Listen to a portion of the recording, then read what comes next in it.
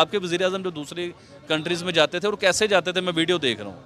और मोदी जाता है तो पूरी दुनिया में उसने बताया कि भारत क्या है, ऐसे खड़ा होता है वो पूरी दुनिया के बीच में। आपको उसने पूरी दुनिया में इज्जत दिलवाई, आपको गैरतमंद बनाया। तो मोदी को आप सुनहरी लफ्जों में ना उसका नाम लिखें।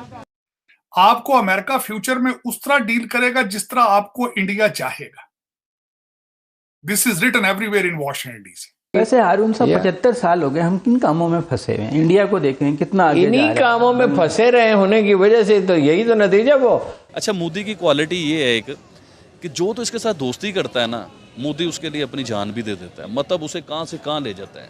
और जो इसके साथ दुश्मनी करता है वो अगला लफ्ज़ मैं नहीं बोलूँगा, तो उसके साथ वही होता है। उधर अमेरिका ने पाकिस्तान की कुछ कंपनियों को जो है वो ब्लैकलिस्ट कर दिया है चाइना के साथ। पता नहीं खान साहब को ये किसने कह दिया कि जिसको भी पकड़ के ले जाती है पुलिस उसके कपड़े उतार देती है। शायद इसी वजह से खान साहब भी घबरा रहे हैं। आसिफ जरदारी साहब कह रहे हैं कि बिस्तर के नीचे हैं। चल मेरे भाई, चल चल मेरे भाई। हमें तो अमेरिका जो है वो ब्लैकलिस्ट करता है और इंडिया को टेक्नोलॉजी दी जा रहा है। खान साहब ने ये भी कहा कि जी इंडियन मीडिया जो है वो पाकिस्तान को जलील कर रहा है। जी एग्जैक्टली यही वर्ड खान साहब ने इस्तेमाल किया, जी इंडियन मीडिया पाकिस्तान को जलील कर रहा है। लेकिन खान साहब, इंडियन मीडिया को मसाला भी तो आप ही दे रहे हैं ना, मतलब वो ऐसे तो जलील कर नहीं सकता। आप और मैं अगर इंडिया में पैदा हुए होते तो आज आलू वो 2 रुपए किलो खरीदते आप भी। जय हिंद दोस्तों, very warm welcome to Hindustan special channel. दुनिया के सबसे ताकतवर देश अमेरिका ने रूस और चीन समेत कई देशों की ट्रेड कंपनियों को ब्लैक लिस्ट में डाला है। इन देशों में भारत का पड़ोसी मुल्क पाकिस्तान भी है। पाकिस्तानी कंपनियों के ब्लैक लिस्ट होने पर उसकी बदहाल आर्थिक हालात को और चोट पहुंचेगी, क्योंकि इस कदम के चलते उन्हें विदेशी माल जुटा पाना काफी मुश्किल हो जाएगा। चीन रूस की कंपनियों के ब्लैकलिस्ट किए जाने की खबरों के बाद पाकिस्तान की ब्लैकलिस्ट मिसाइल और परमाणु गतिविधियों में संलिप्त रही कंपनियों का नाम भी यूएस ट्रेड ब्लैकलिस्ट में आ गया।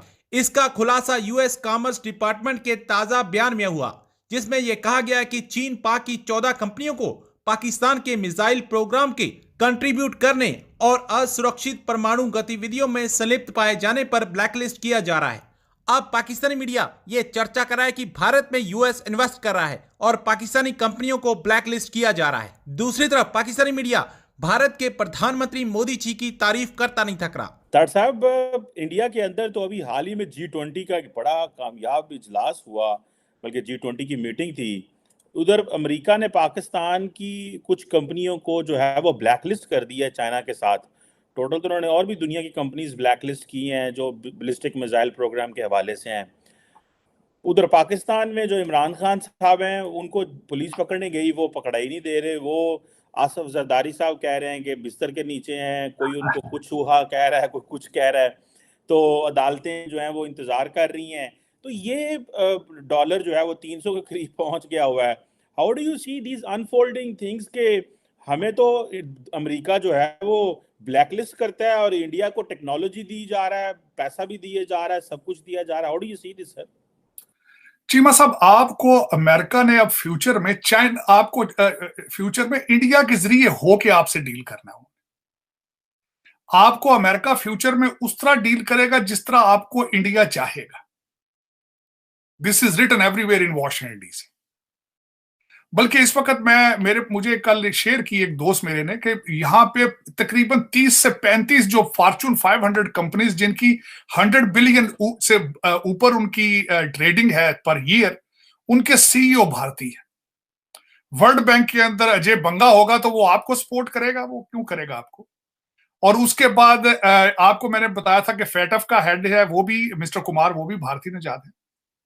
वो क्या ख्याल है कि आपको सपोर्ट करेंगे? और दूसरा, मैं समझता हूं कि आपने जिस तरीके से अगले दिन कश्मीरियों के एक कश्मीरी लीडर के जनाजे के ऊपर जलसा किया गया रावलपिंडी में, और जिस तरीके से वहां पे स्पीचेस दी गई हैं उसमें, और वो भारत में वो तैयारी कर रहे हैं कि हम फेटफ में आपको लेकर जाएंगे, इन सर्कमस्टांसेस में आप समझते हैं कि आपको कहीं से रिलीफ मिलेगा? और दूसरा कि लीडरशिप आपकी इस वक्त मौजूद नहीं है कहीं भी। और दूसरा, आप एक साल के अंदर 3 फाइनेंस मिनिस्टर मुख्तलिफ पॉलिसियां लेकर आते रहे हैं, वो आपका ट्रस्ट फैक्टर तो है नहीं।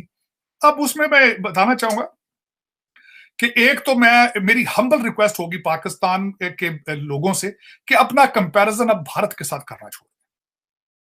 वो आपको 100 साल का गैप दे चुके हैं।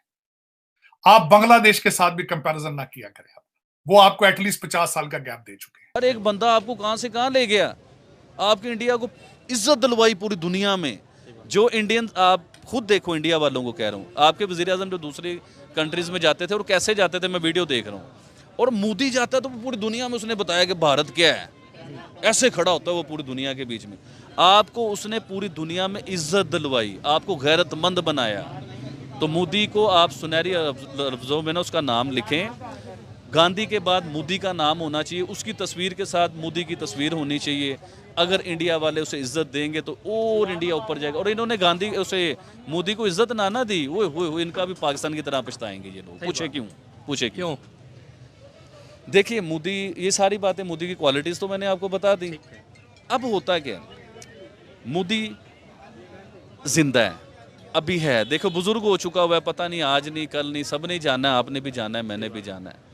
अगर इस बार इलेक्शन होते हैं इंडिया में और वो मोदी की जगह पे किसी और को वज़ीर आज़म बनाते, इतने अनलकी, इतनी बैड लक मैंने ज़िंदगी में ना किसी की देखी होगी और ना सुनी होगी कि ऐसा शख्स, टैलेंटेड, जीनियस, देखने में कुर्ता पजामा और अंदर से बब्बर शेर, बात समझो, देखने में आम सा आदमी। एम ही नहीं मोदी की तारीफें करता, कोई तो क्वालिटी है यार, मैं तारीफें करता हूँ। और मैं नहीं करता, पूरी दुनिया करती है। सबसे लड़ो, सबको पकड़ो जाके, मुझे अकेले को ना पकड़ो यार। उसने अपनी जनता को पावर देखी कि मैं इसकी पावर कैसे यूज़ करूं, उसने फिर पावर पूरी दुनिया को दिखाई। वो ब्लैकमेल नहीं होता किसी से भी, वो कहता है चलो कोई बात नहीं, हम नेक्स्ट अगला। और फिर जिनसे वो कहता है ना चलो जाओ, वो फिर तरले करता हुआ आता है मोदी के साथ। अच्छा, मोदी की क्वालिटी ये है एक कि जो तो इसके साथ दोस्ती करता है ना, मोदी उसके लिए अपनी जान भी दे देता है, मतलब उसे कहाँ से कहाँ ले जाता है। और जो इसके साथ दुश्मनी करता है, वो अगला लफ्ज़ मैं नहीं बोलूँगा, तो उसके साथ वही होता है। तो इसलिए होता है, व्यूअर्स को अच्छा लगे लेकिन आवाम बुरा मना जाए। मतलब हम करते ही नहीं है ऐसी बात, क्योंकि पहले मुझे लोग गद्दार कहते हैं, तो और मज़ीद गद्दार ना बना देना। पूरा इंडिया तो मुझे प्यार देता है, क्योंकि इंडिया आपने देखा है कि लास्ट टाइम मुझे इतनी खुशी हुई यार, मैंने लाखों कमेंट पढ़े लोगों के, पूरी रात बैठ के कमेंट पढ़ रहा था मैं लोगों के। इतना प्यार दिया उन लोगों ने, इतना प्यार दिया, शायद मुझे इधर किसी ने ऐसा प्यार नहीं दिया। हम डिजर्व नहीं करते, हमें 2 रुपए किलो आलू मिले। अब मैं आपको वही बात बताता हूँ जो मैंने उस चैनल पे ये बात की थी, और मुझे लोगों ने गद्दार कहना शुरू कर दिया। अब उसमें क्या होता है, देखिए मैंने ये नहीं कहा कि हम इंडियन हो गए, ये बात को समझना है आपने। सही बात। आप और मैं अगर इंडिया में पैदा हुए होते तो आज आलू 2 रुपए किलो खरीदते आप भी, पेट्रोल 95 से 105 रुपए तक लेते आप, बिल्कुल। टमाटर, आलू, प्याज, ईच एंड एवरीथिंग को 20 रुपए में ले आओ। सही बात। कि तकरीबन 20 रुपए में ये हर चीज़ अवेल है इंडिया के बीच में, आप क्यों नहीं ले रहे हो? ज़मीन तो ये वही है यार, इंडिया में कोई अलग ज़मीन तो नहीं है, साथ वाली ज़मीन है, वो एक ही ज़मीन है, उसमें से लाइन खींची गई है, तो ज़मीन तो वही। आपने उसमें से आलू क्यों नहीं निकाला? आपसे ज़्यादा आलू क्यों नहीं निकाला गया? उन्होंने क्यों ज़्यादा निकाल लिया?